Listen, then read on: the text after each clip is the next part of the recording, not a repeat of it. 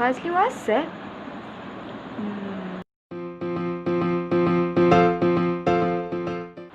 Ni link pasal apa? Kenapa kait Arab dengan... apa tu? Kait Arab dengan sekolah tahfiz. Pemikiran liberal sekular Siti Kasim sangat berbahaya. Apa ni? Tak faham lah. Apa sekular ni?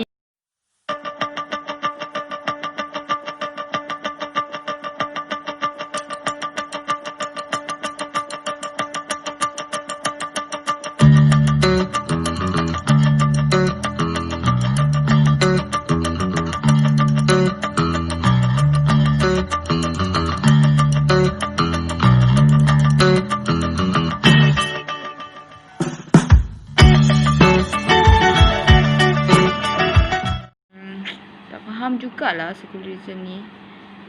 Aku rasa aku kena... YouTube kan ada.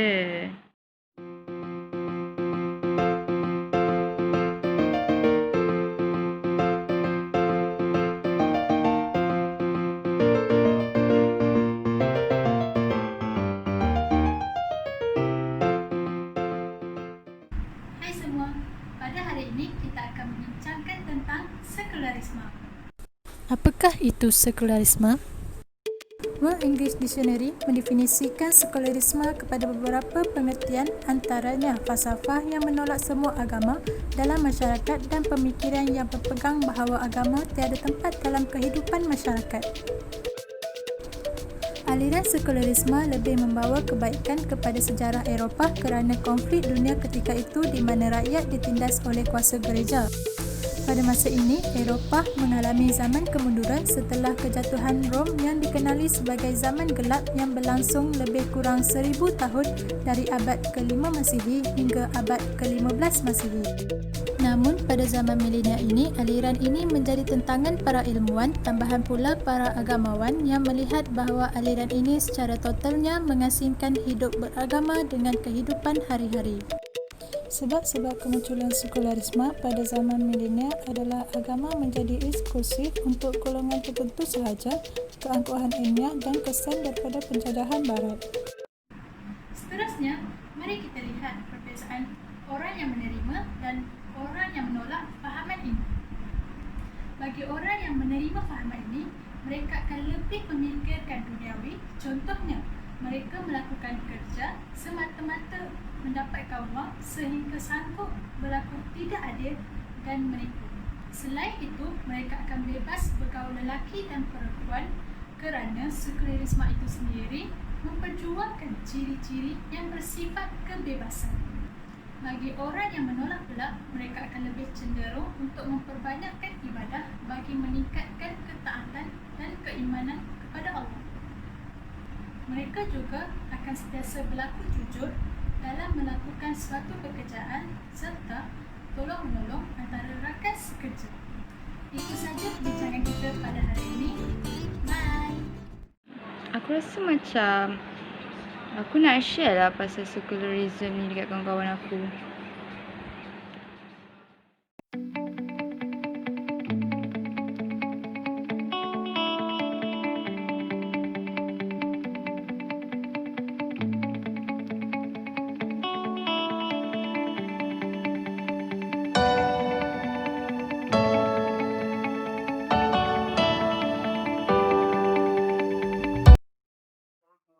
Hai korang. Hai. Assalamualaikum. Salam.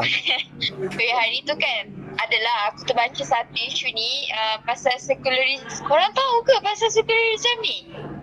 Tahu. Tahu. Sekularisme tu yang tolak semua agama tu kan? Yang tu. So, hari ni aku nak cakap lah sikit kan kat korang yang pasal sebenarnya apa yang aku baca tu sekularisme ni banyak gila kesan-kesan dia weh. Apa dia? Contohnya macam mana tu? Apa yang aku baca hari tu lah kan.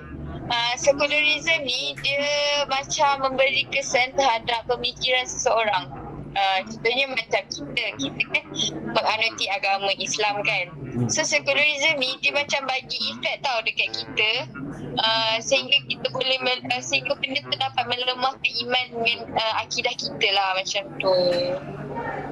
Oh. Aku ada terbaca kat internet hari tu yang sekularisme ni juga akan memberi kesan kepada masyarakat.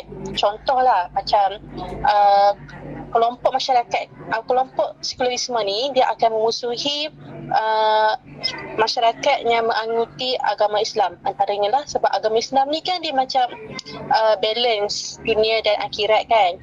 So dia agak bahaya untuk kita rakyat Malaysia yang pelbagai agama dan kita yang beragama Islam lah, sebab mereka ni matlamat dia orang adalah nak memisahkan dunia dengan agama dalam diri seseorang tu.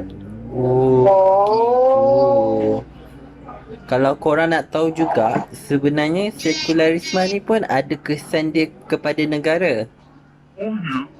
Oh ya? Macam mana tu? Macam mana sekularisme ni akan menghakis kredibiliti para pekerja. Kalau nak dikaitkan dengan kredibiliti tu, dia macam ni. Kredibiliti tu disebabkan kita tahu para pekerja ni ada kemahiran yang tinggi dalam bidang teknologi. Tapi dalam penguasaan agama sangatlah kurang. Sebab itu kalau kita lihat akan berlakunya perkara-perkara yang tak diingini. Contohnya macam rasuah, pecah amanah dan sebagainya. Macam itulah. Faham? Korang tahu tak, ekonomi pun ada kesan juga tau. Serius Yes lah. Macam mana weh? Sistem ekonomi kapitalis dengan sosialis ni akan terlahir. Korang tahu tak sistem ekonomi kapitalis dengan sosialis ni? Tak tahu weh, macam mana Tak tu? tahu. Sistem ekonomi jenis ni bermaklumat kekayaan dan material semata-mata tanpa memikirkan halal haram dengan keadilan. Sebab itulah munculnya amalan riba dalam kewangan secara berluasa. macam tu. Oh, tapi kan sebenarnya banyak tu kan sebenarnya kesan-kesan sekularisme apa semua ni kan. Bahaya tu. Korang, kita ada kelas lah kita lagi. Oh ya, Lupa. Okey lah weh, bye-bye. Bye. okey. Jumpa lagi nanti. Bye weh, jumpa lagi, bye. Bye-bye. Kesimpulannya, fahaman sekularisme ini amatlah berbahaya terhadap pemikiran manusia, lebih-lebih lagi umat Islam. Hal ini kerana fahaman sekularisme ini secara tidak langsung telah pun mengaburi pemikiran kita. Oleh itu, sebagai umat Islam, kita haruslah menentang sekeras-kerasnya fahaman ini daripada terus tersebar. Daripada definisi fahaman sekularisme itu sendiri, kita sudah ketahui bahawa fahaman ini telah mengasingkan urusan dunia dan juga urusan agama. Oleh itu, kita haruslah menentang fahaman ini daripada terus disebarkan.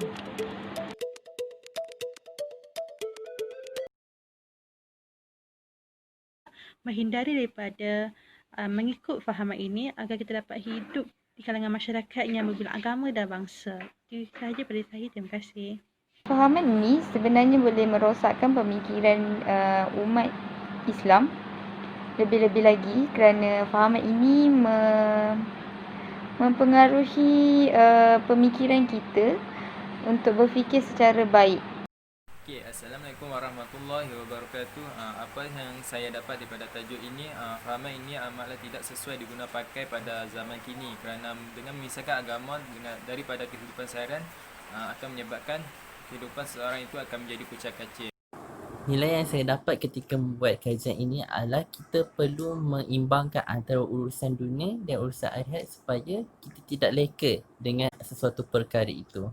Kesimpulannya, sekularisme ni adalah ajaran yang bertentangan dengan Islam. Jadi, umat Islam haruslah kuatkan iman mereka supaya tidak terpengaruh dengan ajaran sekularisme ini. Kesimpulannya, sekularisme mendatangkan kesan positif dan kesan negatif bergantung kepada cara pemimpin tersebut melaksanakannya.